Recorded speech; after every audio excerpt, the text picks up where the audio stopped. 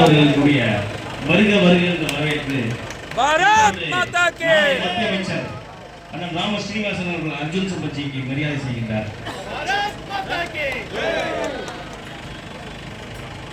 இந்த நாட்டில் நிரந்தரமான ஆட்சி என்ன? எம்ஜிஆர் ஆட்சி, கருணாநிதி ஆட்சி, இதெல்லாம் நிரந்தரமான ஆட்சி இல்ல. நம்முடைய தெய்வ தமிழ்நாட்டிலே அன்னை மீனாட்சி அம்மனுடைய ஆட்சி தான் நிரந்தரமான ஆட்சி. நம்முடைய மீனாட்சி அம்மனுக்கு வர்ற 19ஆம் தேதி செங்கோல் வழங்குவாங்க.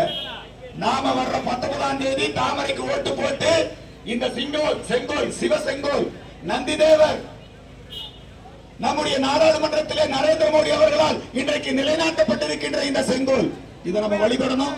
நான் சொல்ற ஸ்லோகத்தை அனைவரும் திரும்ப சொல்லும்படி அன்போடு கேட்டுக்கொள்கிறேன். வாழ்க வாழ்க வாழ்கவே,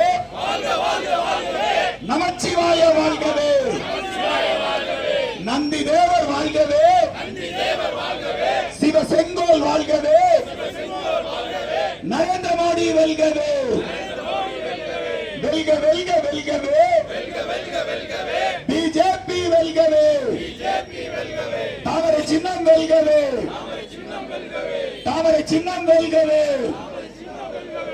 அனைவருக்கும் நன்றி. நந்தி தேவர் வந்திருக்காரு, சிவசெங்கோல் வந்திருக்கின்றது.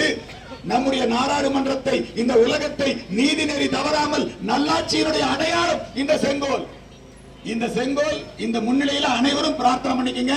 19ஆம் தேதி அன்னை மீனாட்சி அம்மன் கோயில், அன்னை மீனாட்சி இந்த மதுரை பேரரசியாக அவர் பொறுப்பெடுத்துக் கொண்டுகின்ற அந்த நன்னாளிலே நாம் அனைவரும் தாமரைக்கு வாக்களிச்சா தான் இந்த செங்கோல் நாடாளுமன்றத்தில் இருக்கும்.